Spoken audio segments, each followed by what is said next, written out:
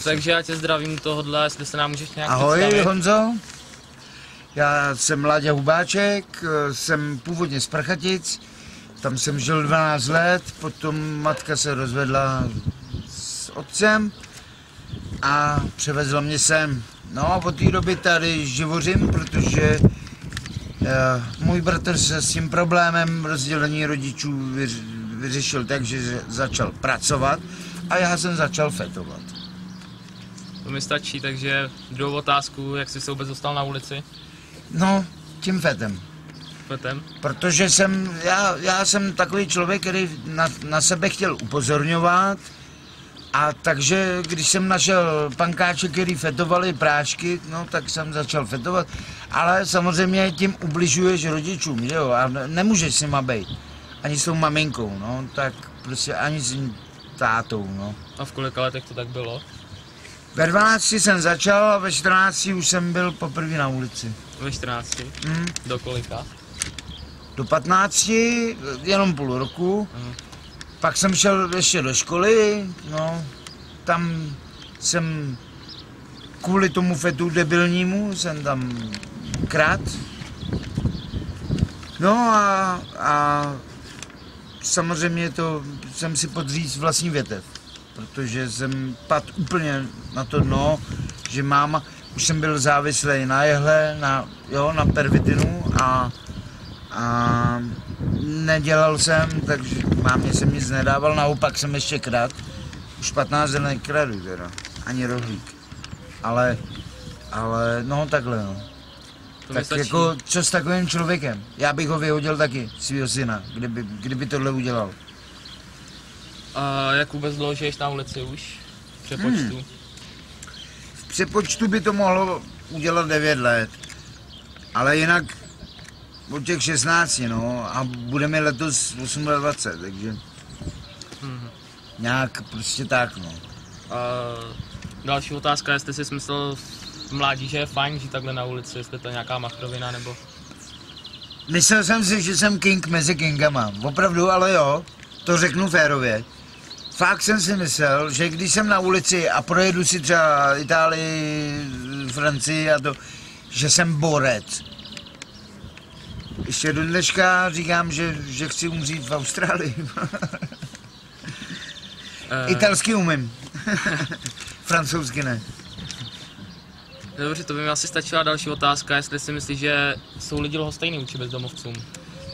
Hele, to je strašně, pro mě je to hodně těžká otázka, protože já jak na té ulici jsem a byl jsem, jak říkám, v Itálii, ve Francii a tady v Čechách a to, já vím, že půlka lidí je strašně hodných, snaží se ti pomoct i z toho hovna, který mají dneska už i oni. A to samý v Itálii, ve Francii. Snaží ti se hodit co nejvíc, rozumíš? Dostanu i pade. I kilo jsem dostal. To samý v Itálii jsem dostal i 10 euro. Jako, ale to je o tom, to je empatie, že ty lidi, co tam jdou, a já mi říkám, nezbydou nějaký drobní a oni se empaticky vžijou do mě, že kdyby tam byli oni. Jasný no. A tak mi hodí třeba takhle. No, tady mám třeba pár známých, nebo Martin, co tam byl, tak má hodně známých, protože je tam díl než já u toho Penny.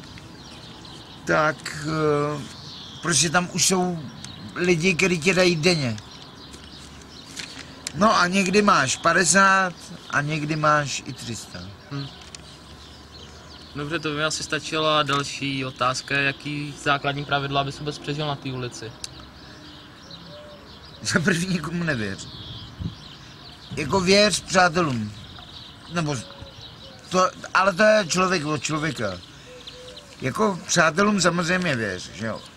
Ale pokud já třeba spím na těch schodech tam, to je otevřený místo, tam je vidět celého náměstí. Takže když já se nebudu hlídat v noci, tak mě někdo může podříznout. Nemluvím o krádežích, protože co by mi vzal asi. Jako dobře, že budu mít 200, no, tak jako... Jasný, to mi asi stačí a další otázka je, co pro tebe znamená vůbec 100 korun? Pro někoho to nic. 100 korun? Hele, 100 korun je pro mě tabák, je to pro mě jídlo a je to pro mě takováhle krabice vína. Tohle všechno... Tak to můžeš ukázat tam, trochu víc zvednout. Tohle všechno já si dokážu koupit za 100 korun.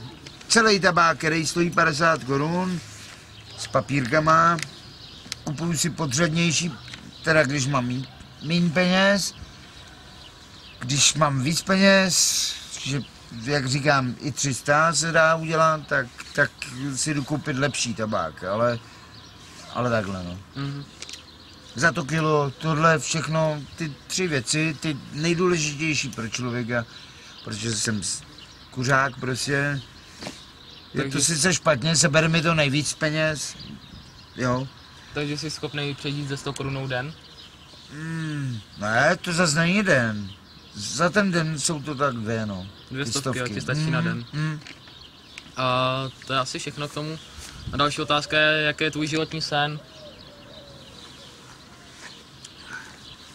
Rodina. Jako mít rodinu, nebo zůstat s mamkou a... Mít rodinu. Dobře. Takže další otázka je, jako, jestli si myslíš, že je to ještě že jsi toho schopný dosáhnout, toho snu. Hele, já když dneska se dívám na ty starý chlapíky, jako je Bolek Polívka a tak dále, Šíp a tyhle ty, a mají cvrčky. Mají cvrčky, roka půl starý, vole, cvrčky, prostě děcka. Tak si myslím, že ještě nejsem zabitej, ale uvidíme, co se stane v životě, no. Takže díky a další otázka, jestli se snažíš dělat něco pro to, aby si toho dosáhnul a zmiznul z té ulice. Hele, vím, že je tady ubytovna, tam se platí 3200 a jo, děkuju. 3200, ale musíš dát 5000 tuhletu. Jakože zálohu. No. A... Já poslouchám. Takže to je 8500, který nemám, že jo. No a teď mám ale 2 práce. Jedna bude za týden, za 14 dnů, protože nejsou ještě stromky, co bys mohl sázet. Ještě je nevydávají. No a pak mi řekl včera, už mi to pořád, pak mi řekl včera kamarád, já nemohl sice mluvit, ale jsem byl ožralej, protože to je součást toho debilního života na ulici, protože ty leješ kvůli tomu, abys na té ulici přežil, ale to, že leješ, tak ti dělá další problémy, prostě. Je to, no. A já ho potkal s dcerou včera, no a on říká, že mám zítra, pozítří nebo pozítří, že mám přijet za jedním týpkem tady, no. Že potřebuje přeskládat hranici dřeva. A bacha, je to kamarád, taky jezdíval do Itálie a tohle. A dneska má obrovskou firmu, takže... Takže by si rád pracoval, ale nemůžeš v podstatě. Můžu a nemůžu. Když se dneska ožeru, tak ráno nestanu. To je v prdeli prostě. Protože prostě ten mozek nenastartuješ, když jsi ještě zlitej. Dobrý. Jiná věc je, když máš třeba 2 litry vody a proleješ se, na tu noc se proleješ vodou. Jenomže tam je zase riziko, že se ti bude chtít kakat. A kam já znám, jestli poběžím? Hele, je to sranda, ale přitom ne. Já jsem ti říkal, že ti budu odpovídat i legračně, ale... Jasně, to by mi asi stačilo k té otázce. Ale na co bych se chtěl dál zeptat, tak je, z čeho máš největší strach na té ulici? Z lidí. Z lidí jako... Ze sebe a z lidí. Nevím, kde se to ve mně vzalo, ale já pokud se nenapiju toho alkoholu, tak mám strašný strach z lidí. Kolem mě někdo projede nebo někdo někde mluví s někým a já mám obrovský strach. Nevím, co to je za věc. Dřív jsem, jako děcko jsem to neměl. Ale asi z těch fetů a z toho chlastu, asi. No a k tomu souvisí rovnou další otázka, jestli jsi na něčem závislý. Hele, já si myslím, kromě tabáku, což jsem extrémně závislý, tak si myslím, že ani ne. Já ten chlast taky úplně nepotřebuju. Honzo, ten chlast taky úplně nepotřebuju. Jako dávám si ho, proto, jako, jo, rozumíš, nějaký odlehčení, nebo abych mohl mluvit s lidma, abych jim tady vůbec mohl u toho Penny, protože jsme u Penny, tak abych tady u toho Penny jim vůbec mohl říct o tu korunu, tak proto se musím napít. Jinak to souvisí s tou předešlou otázkou, že prostě jinak nedokážu moc mluvit s lidma. Já mám nějaký strachy v sobě, nevím, jestli je to abstrakt z toho chlastu, nevím. Jasný. A další otázka je rovnou, proč si myslíš, že se o bezdomovcích mluví jako o těch podřadných, že nemakají, že se jim nechce?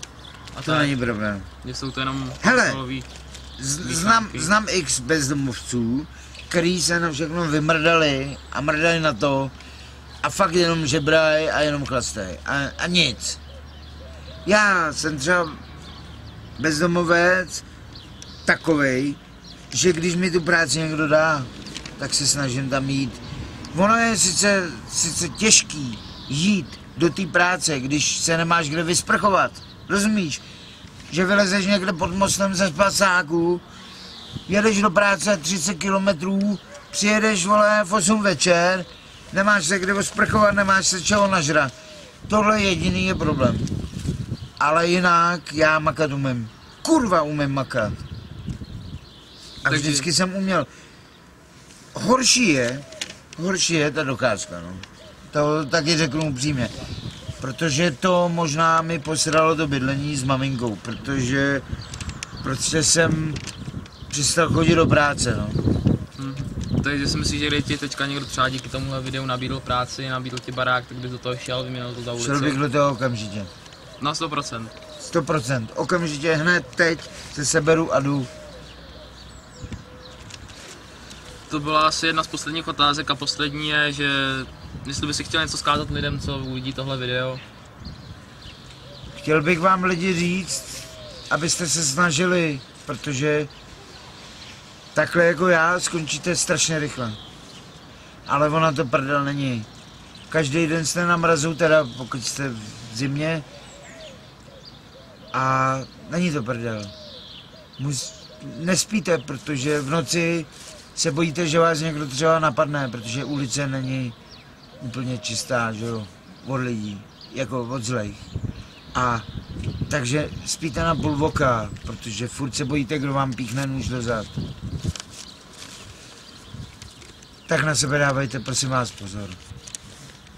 To je, že jim chceš doporučit, aby takhle prostě neskončili, to není frajeřina a nic podobného. Není to frajeřina. Nikdy. Hele, pro mě to byla frajeřina v těch 15, 16, když jsem tam byl poprvé, anebo když jsem pak konečně vycestoval do té Itálie, to byla frajeřina. Ano, pro mě, jakože, ale nebyla. Víš, jak jsem se tam trápil, za prvým bylo smutno po těch rodičích, po té mámě a tohle. A jako je mi i dneska, že jo. Ale prostě musíš, nesmíš se tím trápit, protože by ses utrápil.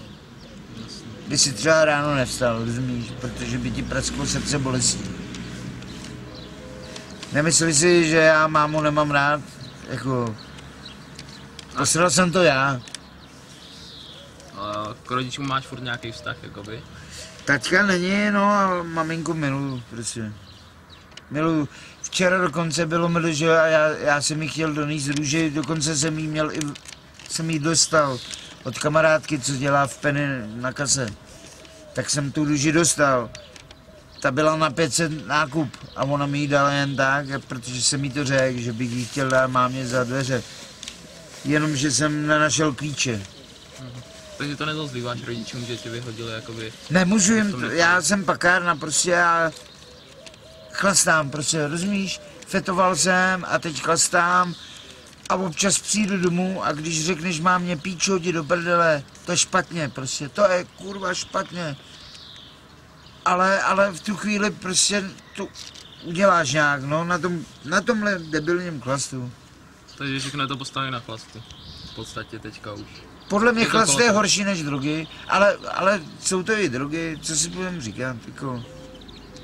Já měl MDMA a už mě to sere, že to natáčí. Ne, takže já to nějak skončím a chtěl bych vlastně tady Vláďovi poděkovat za rozhovor, že ho se mnou poskytnul, byl jedinej ochotnej. A domluvili jsme se na tom, že budeme spolupracovat dál a chtěl bych ho z toho nějak vytáhnout ze všeho. Snad doufám úspěšně, bude to nějak na díly. A tím vám asi děkuju i za Vláďu, že vůbec se to všechno uskutečnilo. Dohodli jsme se během 24 hodin, všechno jsme to uskutečnili. Dělám to jenom kvůli vám lidi, protože nechci, abyste byli jako já. Přesně tak, takže asi se nějak s vámi rozloučíme, poděkujeme za nějaký kladný ohlasy. Vůbec co si můžete napsat tady do komentářů, co si o téhle problematice myslíte vůbec. Jestli jsou to podle vás jenom takový ty budiškinčimové, nebo jestli s nima máte nějakou lítost. Jestli... Tady nejde o lítost, my umíme dělat. Akorát, že nedostáváme ty šance. Víš? Já si to myslím, takže já vám moc děkuju a tímhle se s vámi rozloučím. Takže zatím čau lidi.